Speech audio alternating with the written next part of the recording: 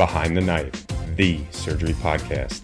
Relevant and engaging content designed to help you dominate the day.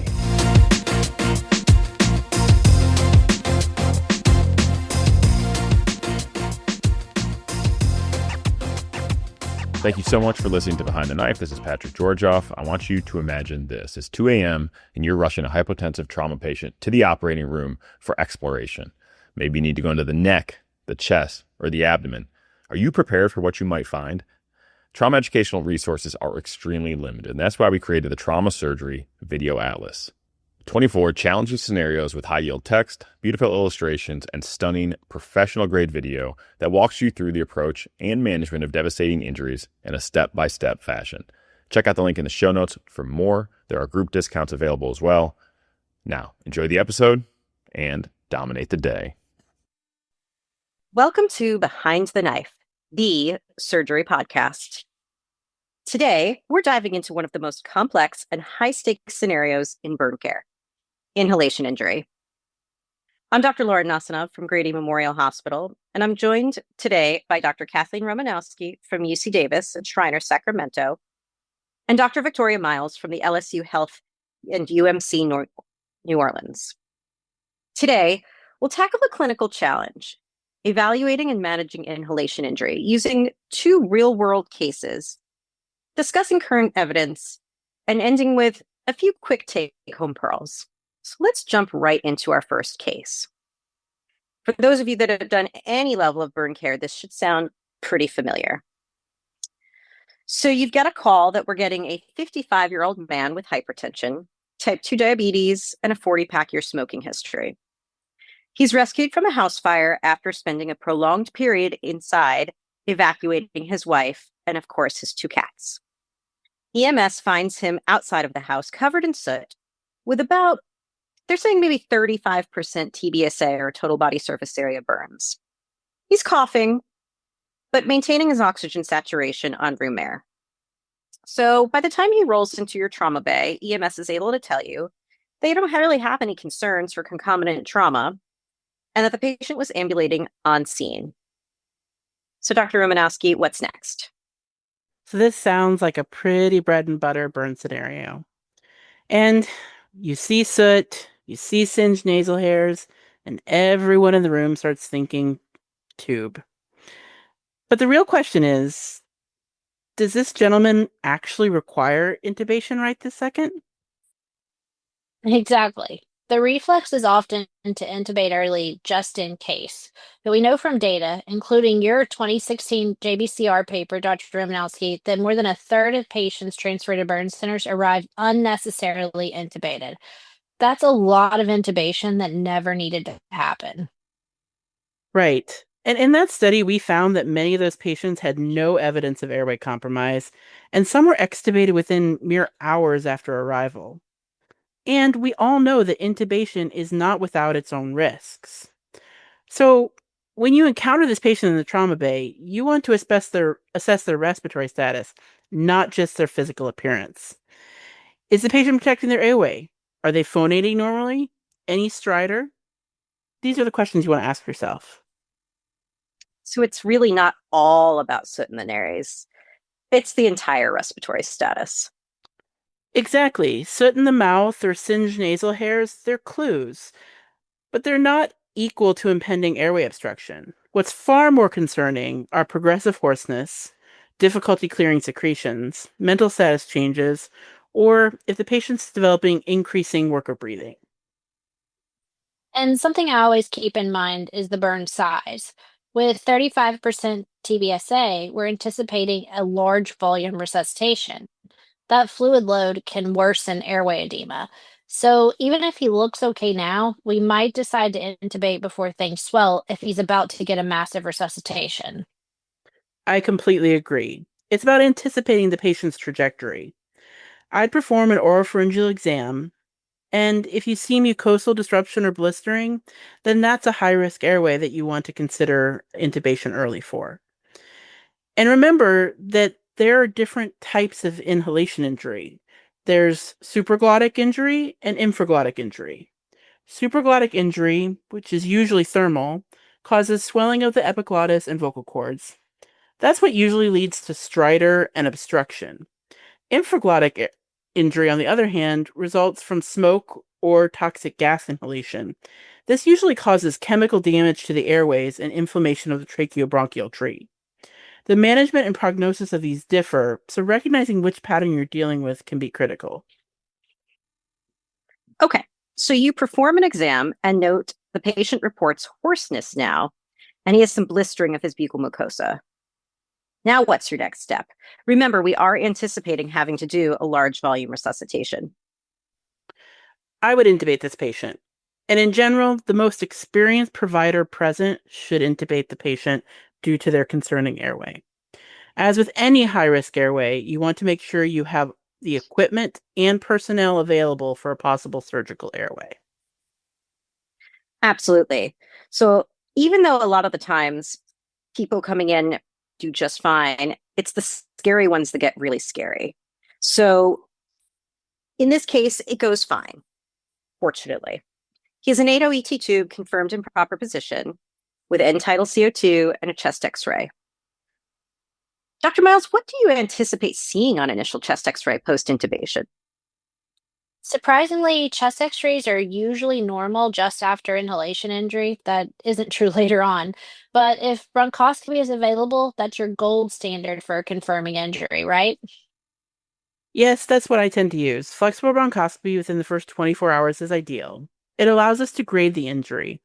Although, as a 2015 Walker review points out, the grading doesn't correlate well with outcomes. It's more about documentation and potentially guiding therapy. I also emphasize to my team that these patients can deteriorate quickly. So even if we hold off on intubation, we keep airway equipment at the bedside and have the most experienced operator ready. This isn't the time for a trainee's first tube. Some really good points. So, in summary, assess respiratory status, perform an exam, anticipate edema from large volume resuscitation, at least for your larger burns, use bronchoscopy within the first 24 hours if able, and have a low but thoughtful threshold for intubation. Right, and don't forget to evaluate for systemic toxicity. Inhalation injury is often associated with elevated carboxyhemoglobin levels from carbon monoxide or even cyanide exposure from burning plastics and synthetics. High flow, 100% oxygen is your first line therapy, and if there's unexplained lactic acidosis or altered mental status, hydroxycobalamin is the antidote of choice for cyanide, otherwise known as cyanokit, though I think it should be used cautiously as newer research has revealed an association with early renal dysfunction. Finally, we really can't overstate this. Mortality for patients with both burn and inhalation injury is much higher than for patients with burns of the same size but no inhalation component. Recognizing and treating early truly changes outcomes in this situation. So, with that said, we're going to move on to case 2, which you will find similar but different. So, in this case, we have an 85-year-old man with non small cell lung cancer who is at home on home oxygen at 3 liters per minute. And he was smoking when his oxygen ignited, causing a flash burn to the face. Also, a story we hear over and over and over again. So, Dr. Miles, what's our initial concern here? So, as a burn surgeon, this is a call that we get all the time. Flash burn while smoking on oxygen. Everyone panics about inhalation injury, but the reality is this just really is not inhalation injury. That's right. This is really a thermal injury to the face and maybe to the upper airway from a quick flash flame. It's not smoke inhalation. There's rarely enough time or byproducts of combustion to cause true lower airway damage. Exactly. There was a 2025 paper out of Wake Forest that looked at these cases and found that many patients didn't need burn center admission at all. If there's no airway compromise, they can often be managed as outpatients with local wound care to the face. Yeah, pretty much this patient of case number 2 is never going to go the route of the patient in case number 1 Unless, of course, in the process of the flash burn to the face, they lit all their bed sheets on fire and all hell broke loose. So the big takeaway here is that while smoking on oxygen is dangerous, it doesn't automatically mean an inhalation injury, which, again, like Dr. Miles, you said, doesn't necessarily mean they need inpatient and or burn center care. That's completely correct. But you really should look for airway edema if the flash occurred with the patient having an open mouth or if they are experiencing voice changes. It's very rare. It's not what happens in most of our cases, but you definitely want to check for those very rare cases where the patient does have a more significant oral pharyngeal injury. And again, don't intubate prophylactically. If the patient's talking to you, if they're oxygenating, just let them breathe. These patients are often end stage COPD or cancer patients. That's why they're oxygen dependent in the first place. And if they're intubated, they often will never be extubated. Honestly, I usually recommend my COPD smoking on oxygen patients are treated more like a COPD exacerbation with PO steroids and antibiotics, as the flash burn can actually trigger a COPD exacerbation. This is also a reasonable time to consider palliative care consultation with these patients so that you can have realistic discussions about what their goals of care are and whether considering home oxygen therapy is the right thing for them. And we'll all throw in there some bonus discussion on smoking cessation. Though I think at this point in the game, we'll just try to have them not come back again with a similar incident, which I have seen. All of that is to say, hopefully we've cleared up a little bit of a common misconception. If you're caring for a patient like this and don't have access to a local burn center, it's a great opportunity to consult your regional burn center for insight into the subtleties of management of these complex patients. So now that we've got that all settled, let's step back and hit some inhalation injury diagnostic pearls. Dr. Romanowski, how do you actually recognize a true inhalation injury at the bedside? So there are some classic clues: soot or carbonaceous sputum, voice changes, if the patient describes a subjective sensation of difficulty breathing, and then mucosal erythema or ulceration. But again, it's not so much that there's a single finding that clinches the diagnosis. It's more about pattern recognition plus thinking about the mechanism. And don't forget history. Actually, the first question I ask when a patient rolls into the trauma bay was the patient in an enclosed space? Mostly because if I do not have an airway emergency, I have time to collect my thoughts with a burn patient. Usually, a major burn patient isn't going to get very sick per se in the first few hours after arriving unless they have significant inhalation component. So, was it an enclosed space? What was the duration of their exposure? That context matters. A small kitchen fire is very different from being trapped in a burning building for 10 minutes. Absolutely. What about grading systems again? Do you use them? I do, but mostly for documentation purposes. The grades are from 0 through 4, and they're based on bronchoscopic findings, but I don't really let it dictate my management. As previously stated, there's a review that was done by Walker that reminds us that there's actually little correlation between grade and mortality or ventilator days. Right. What guides the management of these patients more is their clinical course. Is the patient improving or deteriorating? Are secretions clearing? With that in mind, let's talk some therapy. So, what's your go to ventilatory approach once a patient is intubated? I treat it like ARDS. So low tidal volume ventilation, high PEEP, avoid barotrauma. When I teach the residents, I call it the three P's and a V strategy. So high PEEP, proning, a short course of paralysis, and low tidal volume ventilation. That's a great mnemonic. I would add that if the PaO2 or PaCO2 remains high despite those, or remains poor despite those strategies, we consider ECMO as a salvage therapy. Absolutely. And what about pharmacologic adjuncts? So this is where what we refer to as the HAM regimen comes into place. It's heparin, albuterol, and mucomist, nebulized Q6 hours for approximately 7 days. Some people determine how many days based on their grading from their bronchoscopy. That's pretty much our standard of care in our unit. It's been shown to reduce airway cast formation and improve clearance.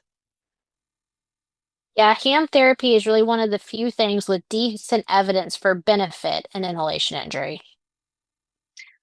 What about the big bad word of steroids?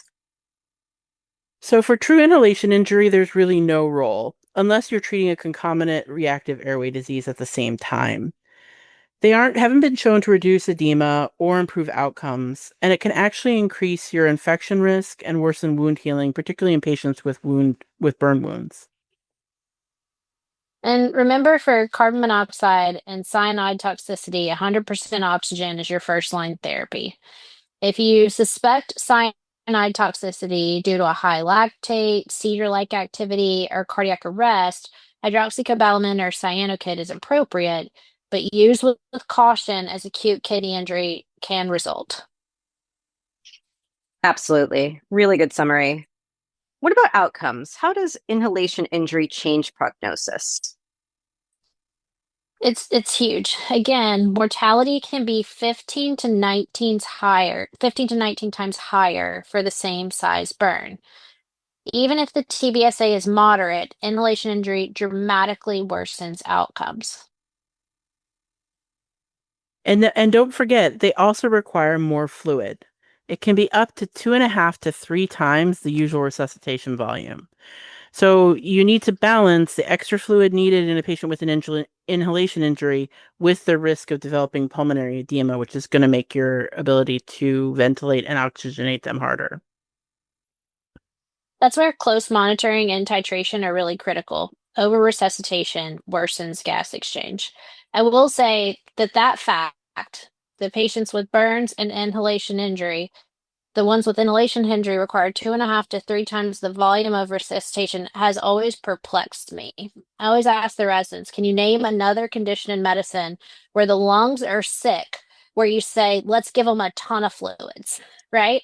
So there's not a condition where that's the case. So I think we all assume that when you have exposure to chemicals and superheated gases, that you have release of some type of inflammatory cytokine or something that causes vasodilation that leads us to then need to give more fluids. But I think that's one fascinating physiology fact about burns that I can't wrap my mind around, but it's one of the reasons I wanted to be a burn surgeon. Absolutely. And I always want to remind everyone there's a reason that inhalation injury made it into the modified Bose score, right? Forever and ever and ever, it was age and TBSA. And then the more we knew, the more we realized that time and time again, presence of inhalation injury is going to play out as a significant predictor of mortality for all of the reasons that you both just specified. All of this is to say, what about long-term complications? So we got them through, but now what? Yeah, this can really be a challenge, and patients can have a lot of long-term sequelae from their inhalation injury. We can see chronic coughs, dysphonia, trachea or subglottic stenosis. Some of these patients even require airway reconstructions. And then they can just, in general, some of them never return to their baseline level of functioning. So that can be especially hard in people who've had workplace injuries that have led to this. In short, these patients require long-term multidisciplinary follow-up to make sure that they do the best they can after their injury. And don't forget the psychological component. PTSD, anxiety, even depression are common after airway injury and prolonged intubations. Along the vein of prolonged intubation, Dr. Romanowski, when do you start thinking about tracheostomy? This is a little bit of a challenging question in the burn world because the burn literature does not provide a clear answer. This is definitely an area for those of you who are listening if you want to do some research to look at. Each patient scenario is completely unique. It really depends on their burn size. Do they have significant facial or neck burns that are going to make it hard to keep a endotracheal tube in place? Do you anticipate a prolonged intubation because of how bad their inhalation injury is? If any of these are true, we often will follow the trauma literature and perform tracheostomy early in the patient's course. This facilitates pulmonary hygiene and stereobronchoscopy and also allows tooth securement away from where you may need to do skin grafting to their face or neck. Yeah, and that initial ET tube size matters. I think the initial inclination of folks is to grab a smaller ET tube because they anticipate airway swelling. However, at your first intubation, that's the time to secure a reasonable size tube where we'll have excellent bronchoscopic access should we need to retrieve casts out of the airway or any sloughing of the airway. So we really shoot for a 7.5 to or an 8.0 ET tube initially to allow for that good bronchoscopic access. Yeah, definitely don't underestimate. I have had experienced anesthesiologists look at the airways of some of our worst inhalation patients and declare them the worst airway they've ever seen in their entire career. Never want to be the person who's impressing us. So again, make sure that first intubation is done by someone who's experienced, knowing that there will be serial reevaluation as clinically indicated. So although we're all really excited by this topic, I do think that we probably need to start wrapping up today's Behind the Knife Burn Clinical Challenge on Inhalation Injury. Thanks for joining us, everybody. We hope this helps guide your next airway decision-making scenario when a burn patient arrives to your center. And as always, dominate the day. Be sure to check out our website at www.behindtheknife.org. Download our free app available for Apple, iOS, and Android. Simply search for Behind the Knife in the App Store or Google Play to download the app. In the app, you can listen to our episodes, watch high-yield videos, and even access our premium content, including our oral board reviews and trauma video atlas. You can also follow us on Twitter at Behind the Knife and on Instagram at Behind the Knife Podcast. If you like what you hear, please be sure to leave us a review. Content produced by Behind the Knife is intended for health professionals and is for educational purposes only. We do not diagnose, treat, or offer patient-specific advice. Thank you for listening. We appreciate your support. Until next time, dominate the day.